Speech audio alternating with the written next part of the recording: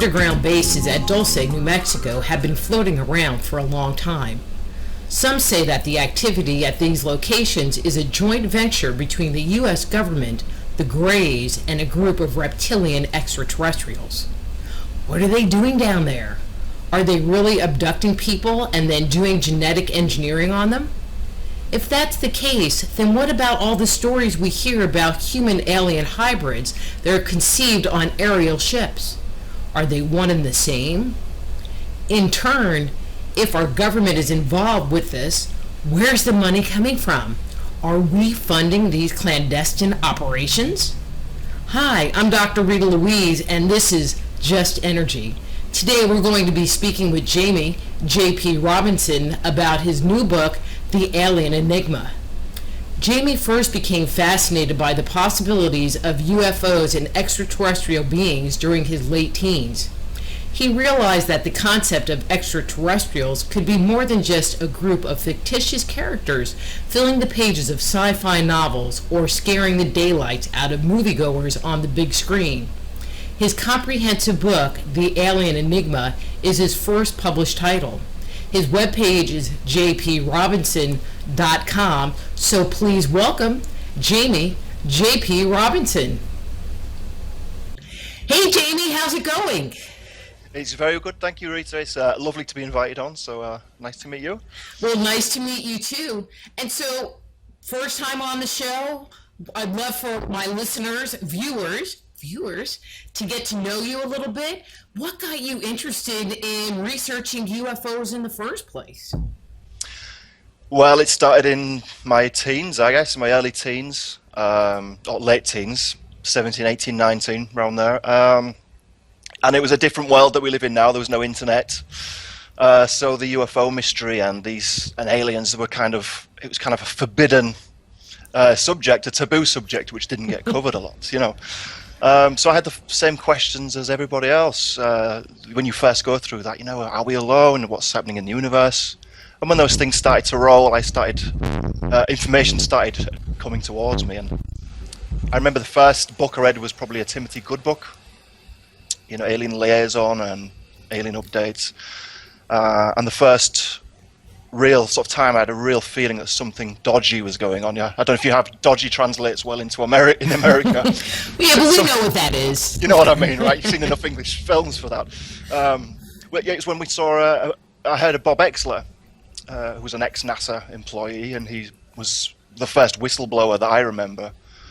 And in those days, it sounds like it's such a long time ago, but in those days, because we didn't have the internet, we had to rent or hire or buy VHS videos, which we'd import from America. You know, and we'd have 25 people sit in one room. Come on, we're all going to watch this video together, and we'd watch a Bob Exler conference. You know, about what was he talking about at the time? UFOs in Florida and the Gulf breeze and things like that. You know, so that was really the first sort of eye opener and the Tim Good material. And I met Tim Good at one of his book launches in 94, so I must have been about 18, 19 then. So it's looking back now, it's carried on for quite some time, you know. So that's where it started, I would say, really. Okay. You know, and before we came on air, you were mentioning, you know, the importance of really just kind of touching base with the concept of the modern UFO movement, phenomena. You know, why do you find that that's important, and what is it that you see as being pivotal in the whole thing? Yeah, well, that's what the research did, which when I decided to write the book, you start to go in depth a little bit more than you might do as when it's just a hobby. You know, you need to find some facts if you can find those facts and amongst the nonsense. So what I found out, which I didn't realize much at the time, before I started writing, was how important 1947 was. This year that is synonymous with the Roswell incident, which even, you know, people who have no interest in the subject kind of click with the word Roswell. It becomes so part of the tapestry of the UFO phenomenon. So the thing about that year is it seems to be the beginning of the UFO phenomenon, the modern UFO phenomenon. We've got to remember the modern era, because of course people relate UFOs to, Bible stories, and there's a lot of ancient alien theories and that sort of thing, which I'm not delving into too much in the book. But 1947 in particular, we're starting off before the Roswell incident with the Kenneth Arnold sighting in the Cascade Mountains, which June 24th, 47, I think that was. So that was kind of started to get a bit of press from that point on, and then we moved on from that to the Roswell, that particular Roswell incident, which occurred, the first sighting of a craft by the radar screens of the Roswell crash was on the 1st of July, and it wasn't reported until it was assumed that it had crashed because it went off screen around the 4th of July. And the reporter, the rancher Mac Brazel, who is also well known as part of the story, first I think reported it around the 5th of July. But what most people, or a lot of people certainly don't know, and I didn't know until I looked into it, was that there are a lot more crashes that took place within the 1st and the 4th of July of 1947. So suddenly we happen to put Roswell into context with these other incidents that aren't so well covered. So I'm just referring to my notes here, if you excuse me. I think also what's important to look at with this year 1947, before I go into those incidents, is how it seems to be an influx of UFO incidents which followed the first ever nuclear bomb test, which was at the White Sands Proving Ground, 35 miles of southeast of Socorro in New Mexico, which now New Mexico has become this hotspot of UFO activity and cattle mutilation activity, which I look into in the book also. So I think the first bomb test I've got down here is they called it Trinity, and it was on July the 16th, 1945. So we've got this we've got the end of the Second World War, and then we've got this bomb goes off as this test, and it seems that following that instant, suddenly we're getting a lot more sightings and the things are picking up, and by the time 1947 arrives, it's become a huge thing. So we say 1946, the year after, the tests which succeeded Trinity took place during Operation Crossroads at the Bikini Atoll in the Micronesian Islands, and UFOs were actually photographed fleeing the scene of the mushroom clouds using the newly invented high-speed camera, which you've read about, Phil Schneider, and his association with we're going to talk a little bit about that too. So, Phil.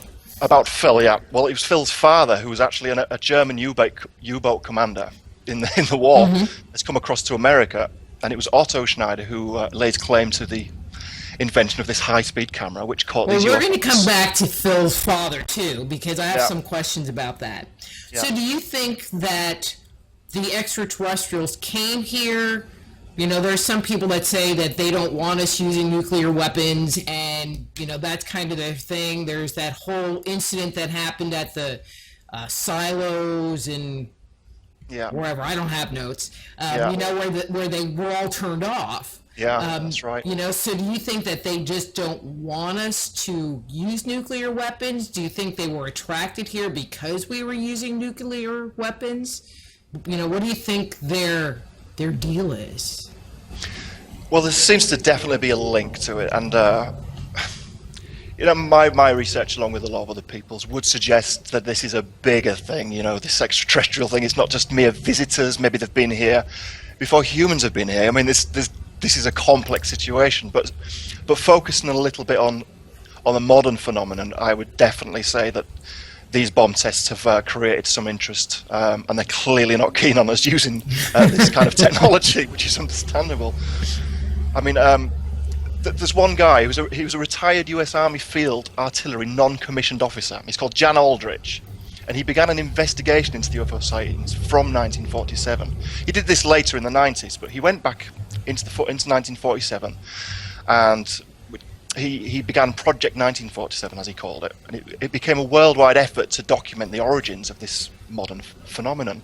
So he screened over 3,000 publications worldwide with volunteers and helpers, and he discovered over 1,000 documented UFO incidents between June the 24th, which was Kenneth Arnold's incident, his sighting, and July the 15th in 1947 alone. Over 1,000 documented UFO incidents in this short period.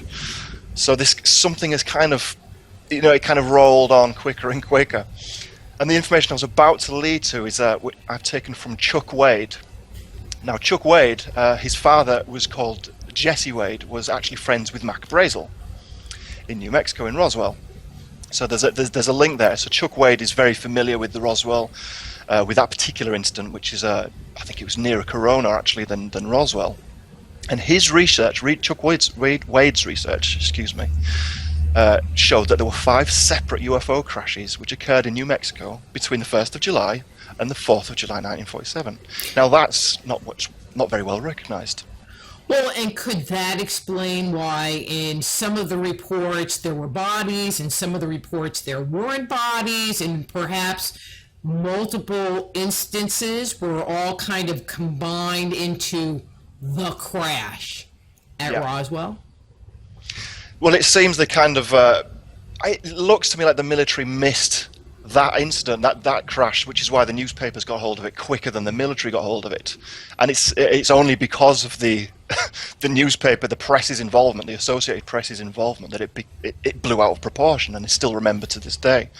If you look at the work of the day after Roswell, Philip Corso, he talks about a separate Roswell incident which occurred around the same time. This is two separate things. So they kind of deflected from his version of facts when he was working for the Pentagon. They deflected the public interest from one of the Roswell incidents to the famous Roswell incident by focusing on that and the weather balloon story, So if I look quickly at Chuck Wade's information, he's given us 5 crashes here. If we've got time for this, we've got the one we already know, which was it's the infamous Roswell incident, which was tracked in New Mexico on July the 1st. It flew over Roswell, and it was seen as going off screen by the 4th of July, which I mentioned earlier. And that was the ranch which belonged to the twin brothers, Henry and Jasper Foster. It was their ranch. And this one was 75 miles northwest of Roswell, 40 miles southeast of Corona. Mac Brazel was the man who found the scattered debris on the ranch. He was only the rancher. So the other instance that we have, which probably, like you said, confuses the information that you receive, how many bodies are found where and when, is probably a bit because there was so many incidents happening at the same time. So on the July the 1st or 2nd, we have an incident in a crashed craft 32 feet in diameter was reportedly discovered by Gerald Anderson, some of his family members, which was near Shore Mountain, south of the plains of San Augustine in western New Mexico. Again, New Mexico. They claim to have found 4 alien bodies. One was still alive, another wounded, and the other 2 were already dead. And this incident was also verified by Barney Barnett, who also witnessed the same downed craft, along with an archaeologist, Dr. Herbert Dick, who was a Harvard grad student. We have a second incident, which was claimed by Frank Kaufman, who says he witnessed an oval-shaped craft 25 feet long, which crashed at a location southwest of Roswell on July the 4th. Again, this incident is still under investigation by MUFON and UFO researchers. Then we go on to a third crash, or third or fourth year, which occurred again July the 4th, north of Roswell, and was reported to the military by civilians. Now, it was Walter Holt who described the crashed object as 12 to 15 foot long, not quite as wide, and 6 foot high, and more of an egg shape. And I think Colonel Philip Corso stated in his book, The Day After Roswell, that this is what he had command of, the artifacts from this UFO crash while working in the Pentagon. And then finally, on July the 4th, a UFO crash was reported by Jim Ragsdale, which took place near the Pine Lodge in the foothills of the Capitan Mountains, southeast of Roswell. This craft was 20 foot in diameter, allegedly crashed into the north slope of the Capitan Mountains. He claims he actually saw it coming through the sky and crash. He actually saw the incident itself. And he claims he found 4 dead extraterrestrials inside this craft, which he described as being about 4 feet or less, strange-looking arms and legs, the usual scenario. He said they were dressed in silver-type uniform and wearing a tight helmet of some type.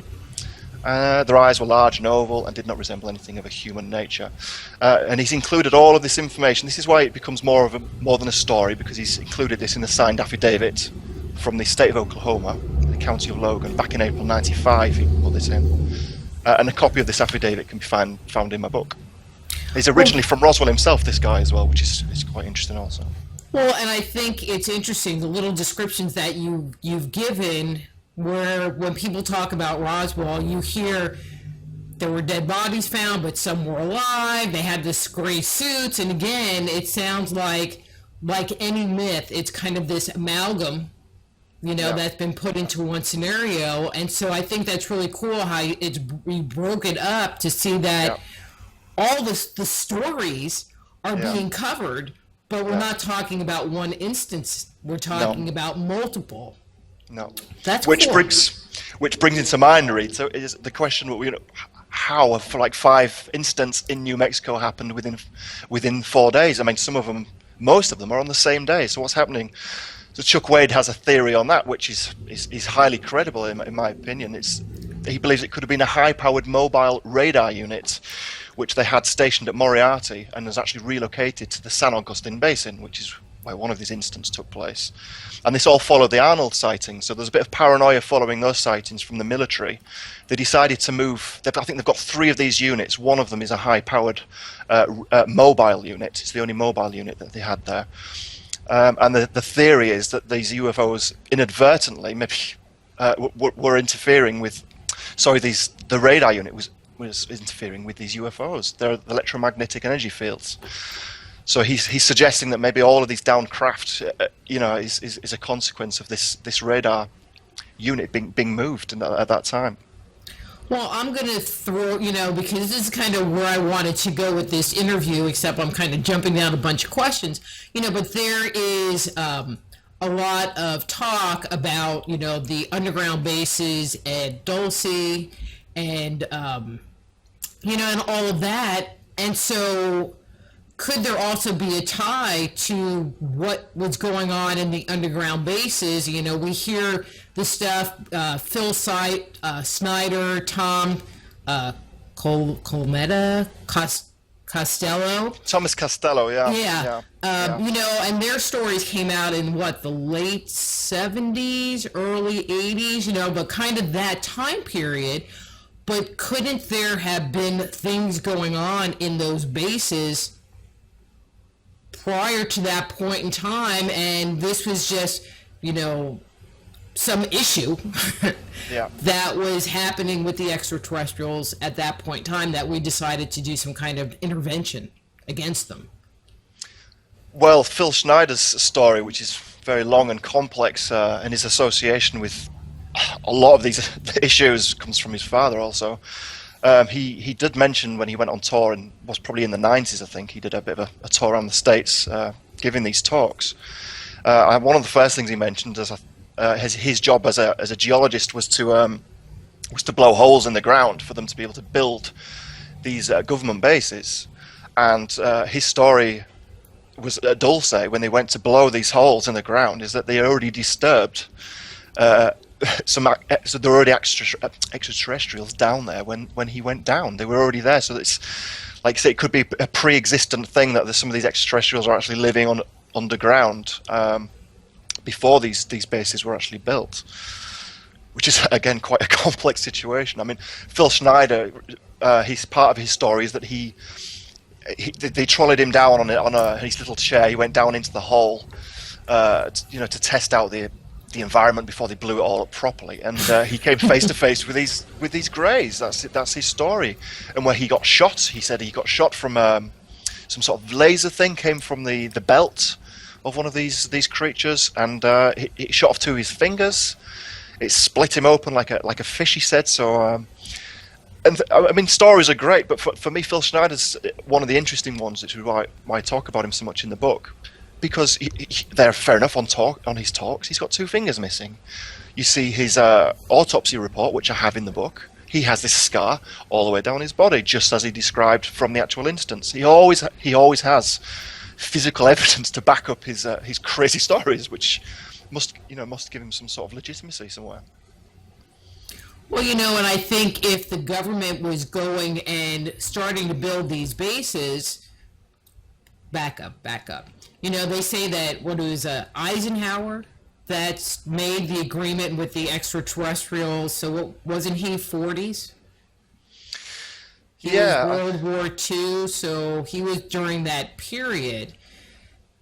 1953, I have a date. Rats. But that's my history of America. Is so good. And, there was a talk of this, maybe some treaty going on, or this famous meeting that Eisenhower had. I think they call it was the Holloman landing, Holloman base landing.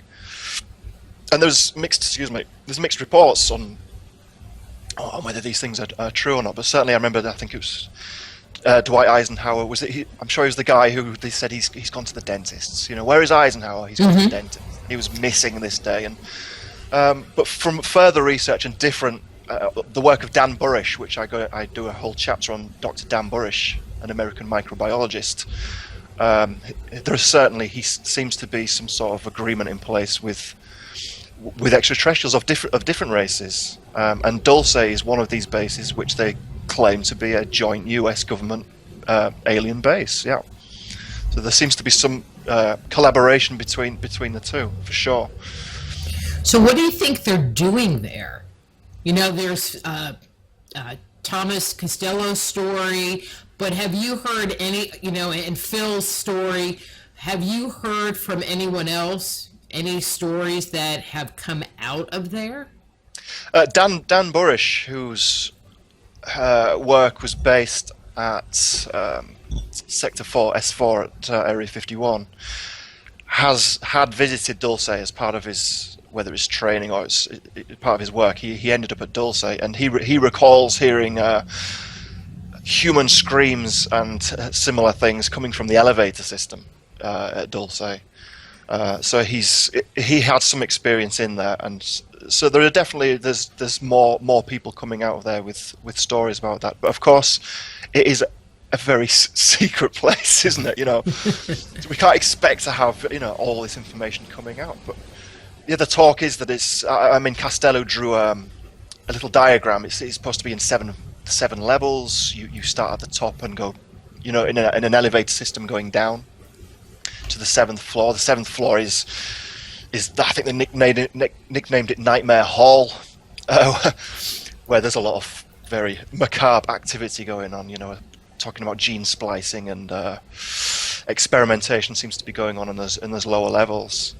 And then, of course, we have the idea of these magno-leviton trains, the tunnels linking these bases together across not just America, but possibly on a global level.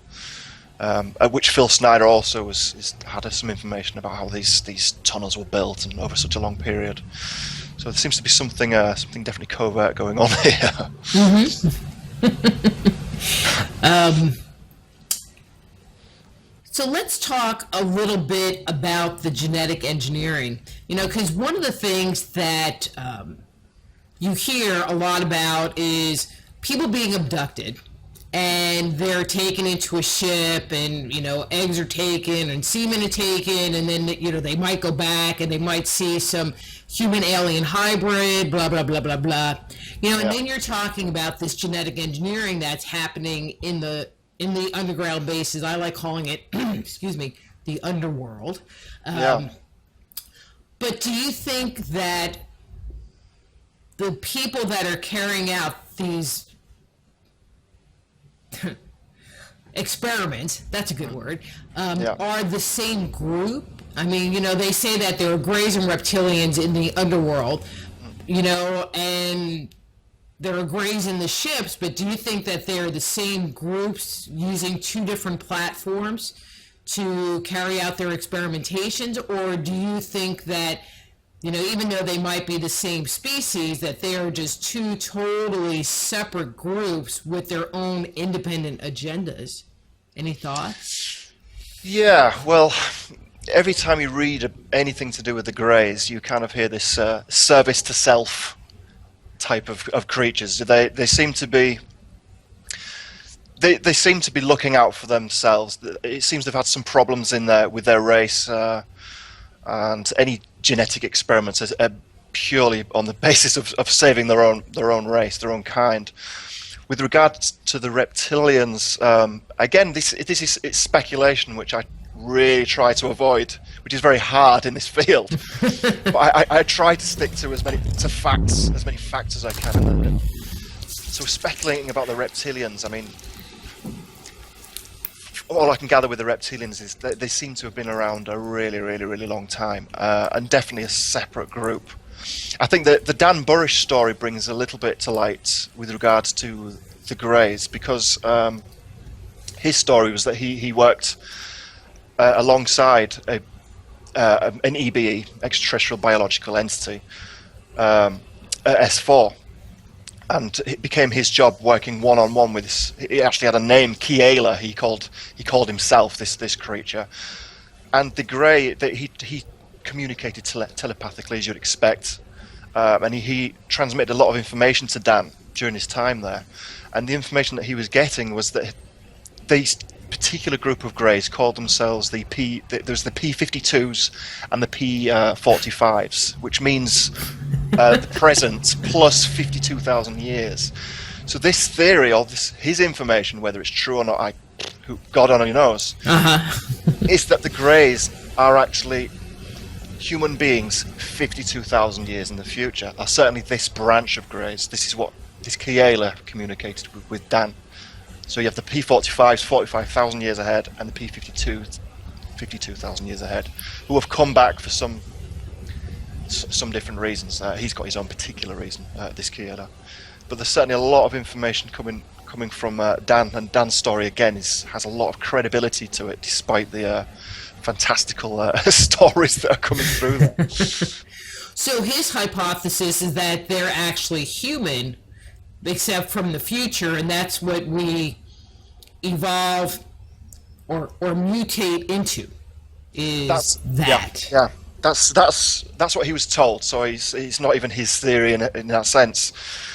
That he talks about being two timelines. I mean, it does get very complex when you're talking time travel, because they're clearly time traveling from the future, which is something we don't, again, have a lot of knowledge of, the time travel information. But the idea is that there's two timelines.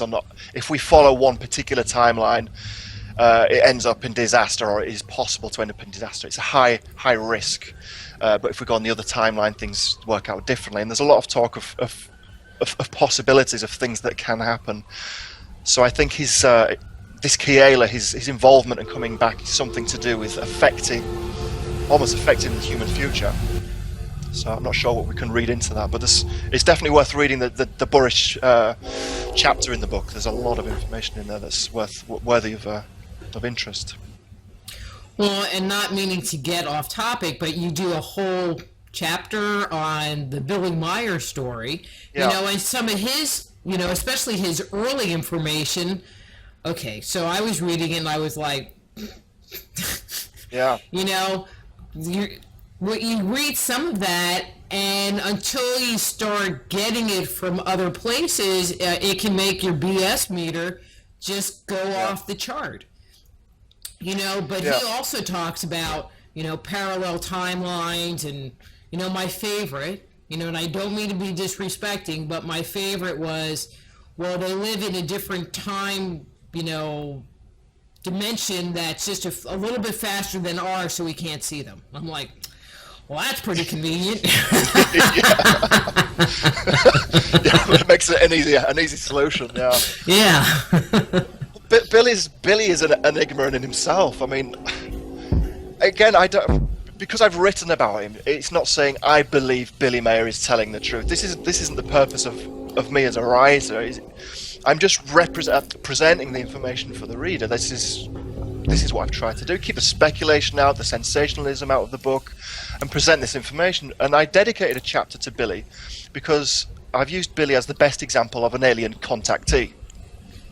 Because you've probably seen in the book has a chapter on each different subject. This is kind of how I worked it. We have the UFO chapter, the abductions, the crop circles, the DUMBs, the underground bases, remote viewing. We have these different sections, the cattle mutilations, the crop circles. Now, Billy's chapter, which I call the Mayer mystery, really was... He is the best example of that. I've looked at George Adamski and some of the things surrounding him, and find that to be... not that he's lied about what he's seen, but he might be a bit confused about what he's seen, and there's certainly not a lot of information to back up his story. But That was Jamie J.P. Robinson, and his webpage is jp-robinson.com. His book, The Alien Enigma. And thank you for watching this portion of our interview with Jamie today. If you're enjoying today's program, please click on the button below and subscribe to our channel. If you want to hear this interview in its entirety, become a Just Energy Radio insider at justenergyradio.com and access full shows commercial-free and gain access to our over 9 years of show archives. And don't forget to share this episode with your friends on Facebook, Twitter, and Instagram. So until next time, I'm Dr. Rita Louise. This is Just Energy. Be blessed.